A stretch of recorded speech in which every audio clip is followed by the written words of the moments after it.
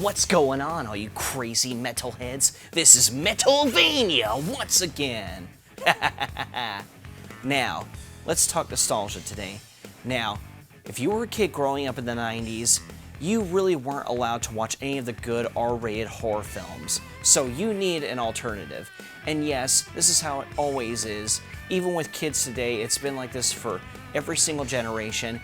You're never allowed to watch the good R-rated films, okay, especially when it comes to horror. So, in the 90s, especially for us, we really need an alternative to watching the R-rated stuff. Now, what better alternative than a Canadian, cheesy, over-safe horror show brought to you by Nickelodeon, that is, Are You Afraid of the Dark?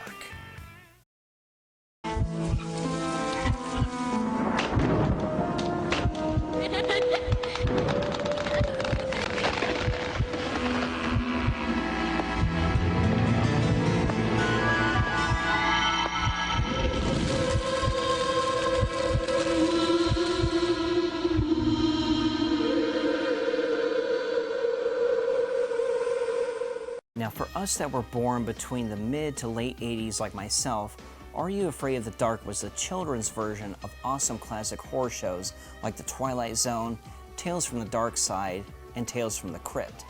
Tales from the Dark Side had tons of great creepy or sci-fi-like stories, and I'll always enjoy it.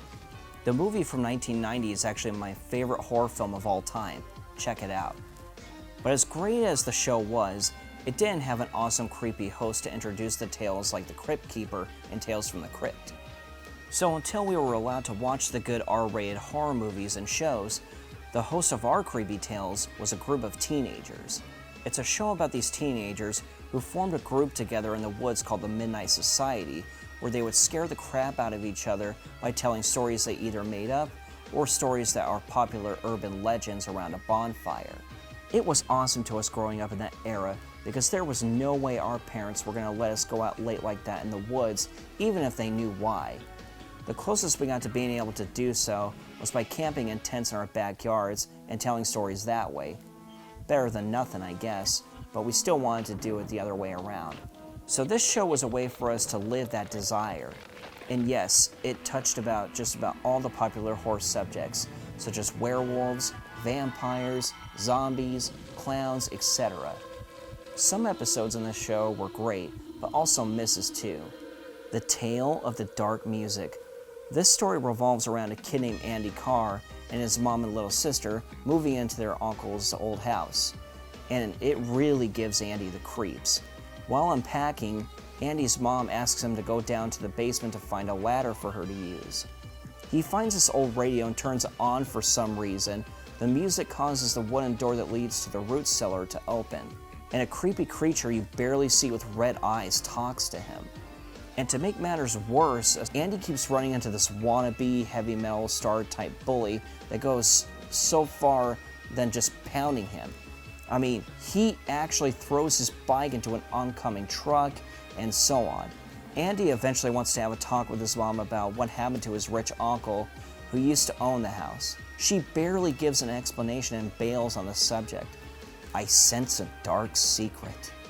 And for some reason, as Andy is doing the laundry, he's blaring the radio again, even though he dealt with that one situation before, but whatever. And it makes him encounter more things from the root cellar. Now this scene right here was creepy for me because I am really creeped out by old porcelain dolls and even creepy mannequins, which I find ironic, that I tend to watch movies that involve them anyway, or television shows.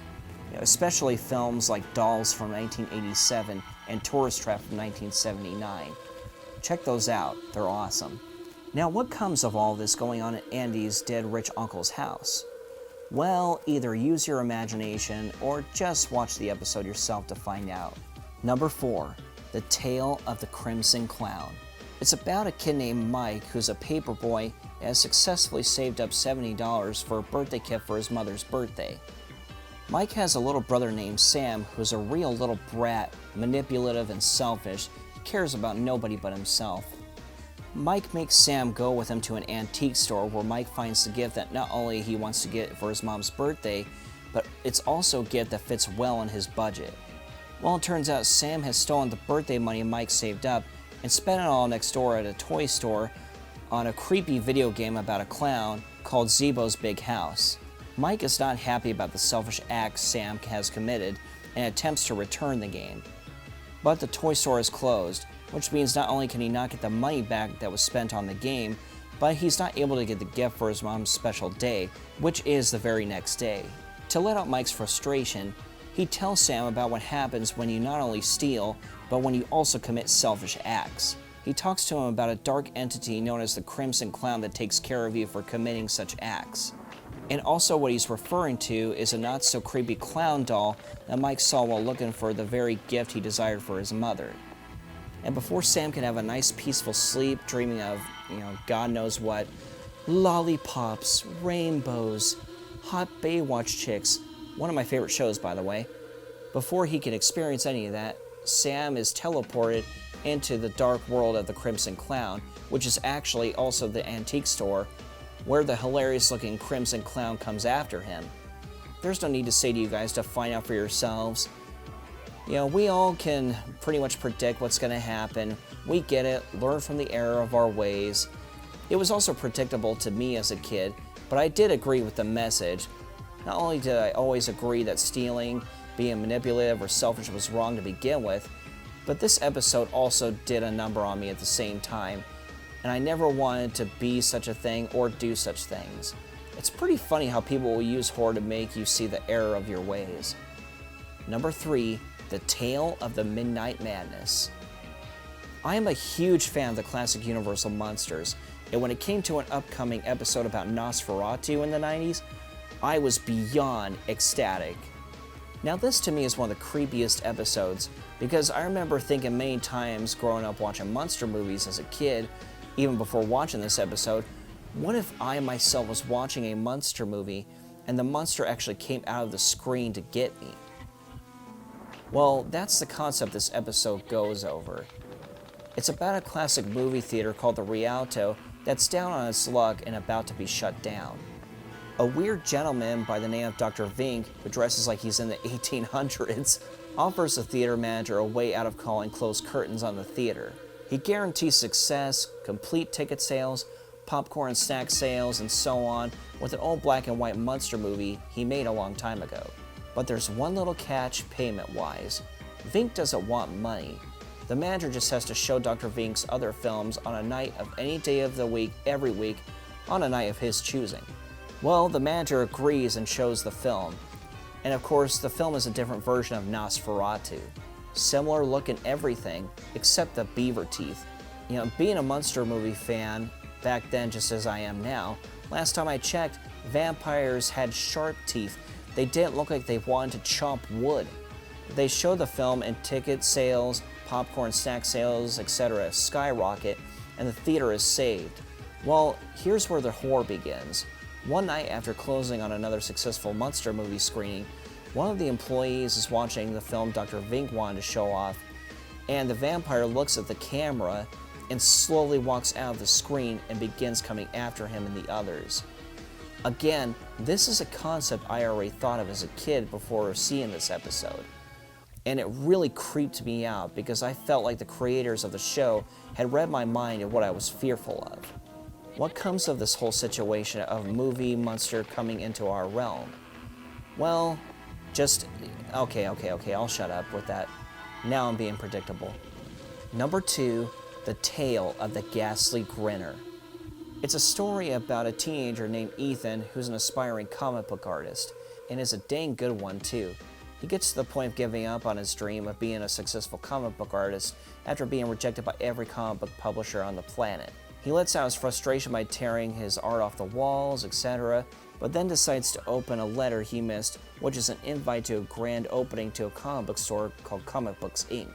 He goes there and meets a woman who has seen his work and believes it to be as good as her father, Sylvester Unkis, who was actually a famous comic book artist. She introduces him to a one-of-a-kind comic he had created called The Ghastly Grinner, which is about a creepy, laughing, clown-type character that feeds off people's emotions and drains them till they're nothing but laughing idiots. Unkis was very fearful about what he had created, which is why he only created one issue, and then mysteriously disappeared. She decides to let Ethan have it as a gift. Ethan takes it to the school like an idiot the next day. He tries to subtly read it behind his science book during science class of all times. The teacher, Mr. Rison, catches Ethan and takes it from him, dropping it into the fish tank. Why wouldn't he just wait till lunchtime or something? I mean, at a more appropriate time. What kind of idiot is this kid? Anyway, his couch potato parents give him crap for what he pulled at school. Ethan then makes another dumb move by putting the comic book into the microwave to dry it. While that's going on, he gets a call from the nerdy girl in school named Hooper, who not only thought what happened to his comic was wrong, but she also loves his artistry. Well, as flattering as it is that she's given him a compliment about his art, how does she know about it? It never goes over it. Whatever, who cares? Anyway, due to Ethan's moron move, an explosion occurs in the kitchen. Ethan sees a hole in not only the comic book, Ethan also sees a hole in the wall, which is actually in the shape of the ghastly Grinner. And he witnesses his parents have been turned by the Grinner. He teams up with Hooper and they try and figure out a way to stop the plague of the Grinner that's happening throughout the town. The thing that fascinated me about this episode was how much it reminded me of the Joker. The whole concept of him wanting to leave his victims with a smile. As the Joker says, and his product, with new Joker brand, I get a grin again and again. By the way, Jack Nicholson is still the best Joker.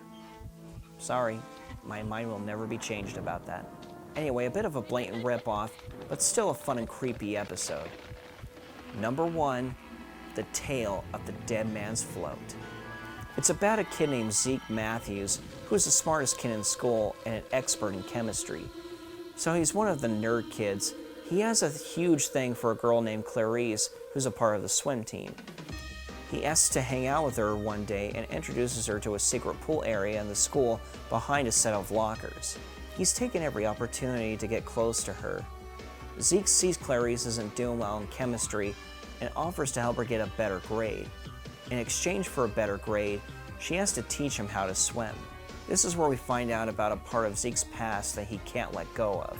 Zeke has a huge fear of the water because he almost drowned when he was little. As he was swimming in a pond, his foot got tangled in a set of underwater plants. Ever since, he's avoided the water. As she's trying to teach him to swim, they smell an acid-type smell, and something keeps trying to drag them under the water.